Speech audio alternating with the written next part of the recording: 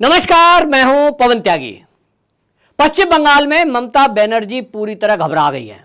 Bharatiya Janata party के बढ़ते हुए आधार और टीएमसी के खिसकते हुए वोट को देखते हुए अब ममता बनर्जी उस मोड़ में आ गई हैं कि अब वो बहानेबाजी करने लगी हैं, लोगों को समझाने में लगी हैं कि देखिए बीजेपी हमारे खिलाफ षड्यंत्र कर रही है, हमारे नेताओं को झूठे केस में जेल में डाल रही है, तो भाई अब तो जो है वोटरों को डरा रही है। यानी जो ममता बनर्जी ने बीजेपी के वोटरों के साथ किया था, चाहे वो लोकसभा का चुनाव पिछला रहा हो 19 का, चाहे वो विधानसभा का रहा हो, कि वोटरों को घर से भी नहीं निकलने देना। इस बार भारतीय जनता पार्टी ने अपनी तैयारी तकड़ी करी और तय किया कि वोटरों को लाना, घर तक ले जाना और उनकी बाद में भी रक्षा करना। अमित शाह जी ने बोला, योगी जी ने बोला, और इसके कारण गुंडों की हवा टाइट है। तो ममता बनर्जी क्या कह रही हैं? ममता बनर्जी कह रही हैं कि बीजेपी ने ऐसा इंतजाम कर दिया है कि मुस्लिमों को हमारे लिए वोट डालने जो जाना चाहते हैं उनको ना जाने दिया जाए। पर्टिकुलर नाम ले रही हैं। हालांकि जो चुनाव आयोग है उसकी तरफ से खास निर्देश है, आचार संहिता में वो लिखा है कि आप किसी धर्म के आधार पर पर्टिकुलर किसी का नाम नहीं लेंगे। ममता बनर्जी तो ममता बनर्जी है, तो मुसलमानों को टारगेट कर रही है और वो भड़काने की कोशिश कर रही है, उकसाने की कोशिश कर रही है कि आपको बीजेपी रोकना चाहती है कि आप वोट डालने ना जाएं। ठीक। और वो क्या बताती हैं? भाई वो कुछ भी कह दो कि आपको फर्जीवाड़ा करके रोका जाएगा, जबकि हकीकत क्या है? हकीकत यह है कि ये कौन नहीं जानता भारत के अंदर कि पश्चिम बंगाल के अंदर सबसे ज्यादा घुसपैठिए रहते हैं।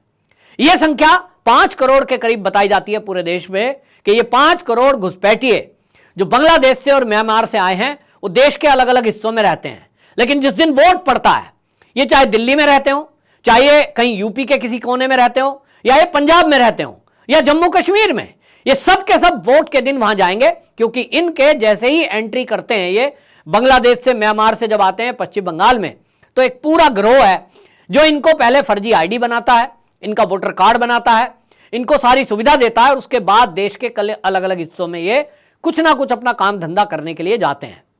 लेकिन वोट कौन सी तारीख को है, इन तक वो पूरा मैसेज पहुंचाया जाता है, आने जाने का किराया दिया जाता है, खाने के अलग से पैसे दिए जाते हैं, ऐसी व्यवस्था की जाती है और ये इसलिए बड़ी संख्या में वोट डालने के लिए आते हैं। ये ही होता रहा है। लेकिन भारतीय जनता पार्टी जब से आई, ये फर्जीवाड़ा खत्म हुआ। हमने देखा अभी हैदराबाद में देखा ना कि लगभग 5 लाख फर्जी वोटर जो माधवी लता बोलती थी वो कैंसिल कराए गए, फर्जी थे इसी तरह के लोग। इसी तरह पश्चिम बंगाल में भी बड़ी संख्या में इस तरह का वोटर बनाया हुआ है, वोटर लिस्ट में नाम, और इसलिए ममता बनर्जी जब वो ऐसा क्रॉस चेक करते हैं, उनको कैंसिल किया जाता तो कहती है मेरा वोटर काट रहे हैं। अरे भाई, जो फर्जीवाड़ा हो रहा है उसको तो चेक किया जाएगा, और उसको चेक किया जाएगा तो नाम कटेगा जो फर्जी होंगे। अब वो जिसका नाम कट रहा है वो बांग्लादेशी है, वो घुसपैठिया है, तब आप उसको मुस्लिम से जोड़कर देश के मुसलमानों को भड़काने की कोशिश करो कि जी मुसलमानों का वोट काटा जा रहा है, ये तो नहीं चलेगा। लेकिन ममता बनर्जी ऐसा करने में लगी है। उनको लगता है कि लोगों को भड़का कर और मैं जीत जाऊंगी। लेकिन आज की डेट में जो सर्वे हैं पश्चिम बंगाल के लोग, और सर्वे ये बता रहे हैं कि पश्चिम बंगाल में आज दीदी की हालत ये है कि वहां कितना भी डराना धमकाना कर लो, आज पुलिस का, प्रशासन का ममता बनर्जी भरपूर दुरुपयोग कर रही हैं। गुंडे उनके लिए जगह जगह लोगों को, बीजेपी के वोटरों को जा जाके डरा रहे हैं। यहां तक कि उनके एमएलए तक का भी वीडियो आया जो ये कह रहा था कि अगर टीएमसी को वोट नहीं दिया, बाद में देखना तुम्हारा हम क्या करेंगे। ये केंद्रीय सुरक्षा बल इलेक्शन तक है, इसके बाद तो हम ही रहेंगे। इस तरह की धमकी हो रही है। लेकिन उसके बावजूद भी इस बार भारतीय जनता पार्टी का कार्यकर्ता, पार्टी संगठन और केंद्रीय संगठन, ये सब मिलाकर के पूरी तरह सख्त हैं और तय कर लिया है कि टीएमसी के गुंडों का मुकाबला करेंगे। जहां एक तरफ उल्टा लटकाने की बात इस तरह से टीएमसी के गुंडों को देश के गृह मंत्री अमित शाह ने की है, वहीं योगी आदित्यनाथ ने भी दंगाइयों को कड़ी चेतावनी दे दी। उन्होंने कहा कि रामनवमी पे जिस तरह से ये दंगा फसाद करने वाले लोग हैं, अगर मैं होता तो इनको उल्टा लटका के सीधा कर देता। इस बयान के बाद पूरे टीएमसी के गुंडों में घबराहट है, और उस घबराहट के बाद अब ये सूझ नहीं रहा इनके करें तो करें क्या। भाई बीजेपी अभी तक तो बचाव मोड में रहती थी क्योंकि इस तरह से संगठन मजबूत नहीं था, लेकिन आज की डेट में मजबूती से खड़ा है, तो इनको लग रहा है अब क्या करें, अब तो पिटने की नौबत आ गई, जेल जाने की नौबत आ गई है। और इसीलिए यह घबराहट है ममता बनर्जी की, क्योंकि अब उनको लग गया कि अब फर्जीवाड़ा नहीं चलेगा, फर्जी वोटर नहीं चलेंगे, फर्जी आईडी कार्ड नहीं चलेंगे, अब वोट भी नहीं डाल पाएंगे इस तरह से जैसे पहले डलती रही हैं। तो रोना रोना है, हार का ठीकरा या तो ईवीएम पर फोड़ना है। अब ईवीएम पर भी नहीं फोड़ पाएंगे क्योंकि सुप्रीम कोर्ट का फैसला आ गया। सुप्रीम कोर्ट ने साफ कह दिया ईवीएम के मामले में कोई हम इस तरह की बातें नहीं सुनना चाहते, ईवीएम को हैक करके दिखाओ। ये टाइम चुनाव आयोग ने सबको दिया था, सबको मिला, कोई नहीं कर पाया, तब फिर आरोप कैसे लगा रहे हो भाई?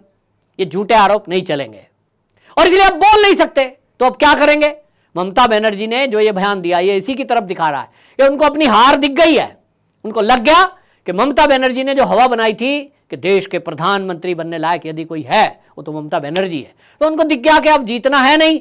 हालांकि जीत अभी भी उतनी बुरी नहीं है, जो मेरा अपना आकलन है, भले ही बीजेपी कुछ भी कह रही है, लेकिन मेरा अपना आकलन यह है कि 42 में से अभी भी ममता बनर्जी को 12, 13, 15 सीटें आ सकती हैं, 12 से 15 सीटें आ सकती हैं, ऐसा मुझे दिखाई दे रहा है। लेकिन दीदी को उम्मीद क्या थी? दीदी को उम्मीद यह थी, वो सोचती थी हम तो बीजेपी का सफाया कर देंगे। ना कांग्रेस को उन्होंने साथ लिया, ना वामपंथियों को साथ लिया। उनको तो वो कहती थी बीजेपी का ही एजेंट है। हालांकि वामपंथी भी ममता बनर्जी से और टीएमसी की गुंडागर्दी से परेशान है। बीजेपी को कुछ वोट शिफ्ट हो रहा है क्योंकि जो शाहजहां शेख वाला संदेश खाली का मुद्दा हुआ, उसमें जो शाहजहां शेख है उसने ये तो देखा कि महिला या बच्ची जिसके साथ वो सामूहिक रेप कर रहे हैं, जिसको उठा के ले जा रहे हैं, जिसकी जमीन कब्जा रहे हैं, वो हिंदू है कि नहीं। हिंदू के बेस पे उसने केवल देखा, लेकिन अब वो हिंदू बहुत सारे ऐसे हैं जो वामपंथी हैं। भाई ऊपर से तो उनके माथे पे लिखा नहीं होता कि ये वामपंथी है, नाम तो हिंदू ही है। ऐसी महिलाओं के ऊपर भी अत्याचार हुए हैं शाहजहां शेख के गुंडों के द्वारा। संदेश खाली में इस तरह के केस हुए हैं और इसीलिए वामपंथी वोट भी इस बार भारतीय जनता पार्टी को बड़ी संख्या में मिलेगा, उन वामपंथियों का जो अब गांव इंटीरियर एरिया में रहते हैं और टीएमसी की गुंडागर्दी से परेशान। और इसीलिए भारतीय जनता पार्टी को पिछली बार से अब सीटें बढ़ती दिखाई दे रही हैं। ममता बनर्जी को अपना खिसकता आधार दिखाई दे रहा है। जो भ्रष्टाचार के केस हैं, उन केसों में अब जिस तरह की चीजें चल रही हैं, उनको लग रहा है कि आज नहीं तो कल उनकी तो पूरी कैबिनेट जेल में जाएगी, क्योंकि खुला भ्रष्टाचार वहां चला है। और इसलिए उनको लग गया कि भाई जेल सबको जाना है, तो भाई सरकार कौन चलाएगा। और इसीलिए ये जो लोकसभा चुनाव है, इसके निपटने के बाद तो ये कहा जा रहा है कि ये तो सरकार रहेगी नहीं, सरकार गिरेगी, सरकार जाएगी और कई सारा, जैसे मैंने कहा, कैबिनेट जेल में जाएगी, तो नया चुनाव भी हो सकता है। भारतीय जनता पार्टी अब इस स्थिति में आ चुकी है, लेकिन वो कंडीशन कब बनेगी? जब ये टीएमसी के गुंडे और ये टीएमसी के बड़े बड़े नेता ये जेल की सलाखों के पीछे हों, तब जनता को, जैसे संदेश खाली में महिलाएं आगे आ गई, उनको हो गए, जैसे ही लगा शाहजहां शेख जेल में गया, अब नहीं बाहर आएगा, ये भरोसा दिया गया, तो उनको लगा कि अब केंद्रीय एजेंसी आ गई है, बंगाल की पुलिस नहीं है, तब वो महिलाएं आगे आई। और इसी तरह अभी बहुत सारे ऐसे गुंडे हैं जो अभी जेल जाना बाकी हैं, जेल की सलाखों के बाहर हैं, और ऐसे संदेश खाली अनेक हैं। एक जो बंगाल के लोग हैं वो बताते हैं कि एक संदेश खाली अभी सामने आया है, ऐसे कम से कम 15 से 16 संदेश खाली जैसे नेक्सस चलाने वाले, गुंडागर्दी करने वाले, महिलाओं पे अत्याचार करने वाले गुंडे जो घुसपैठिए हैं, वो बंगाल के अंदर बैठे हैं। अभी एक शाहजहां शेख जेल में गया है, अभी 14-15 शाहजहां शेख खुला घूम रहे हैं। उन पे कार्रवाई कब होगी? तो वहां महिला और वहां के लोग जब खड़े होंगे। संदेश खाली में देखिए क्या हुआ, लोकल लोग उठ करके टीएमसी की गुंडागर्दी के विरुद्ध खड़े हुए, तो सामने आए, मीडिया में भी बोलने की हिम्मत की, क्योंकि ऐसा तो करना ही पड़ेगा। मान सम्मान मौत के डर से आप बैठे रहेंगे, अत्याचार सहते रहेंगे, तो अत्याचारी अत्याचार करता रहेगा। बीजेपी आपकी मदद तभी कर सकती है जब आप खुद की मदद के लिए तैयार हों। बीजेपी आज मदद के लिए तैयार है। उनकी महिला विंग, उनका नेतृत्व, वहां के राज्य के जो नेता हैं, खास तौर पे मैंने देखा है सुकांत मजूमदार हो, शुभेंदु अधिकारी हो, ये सब मजबूती से खड़े हैं।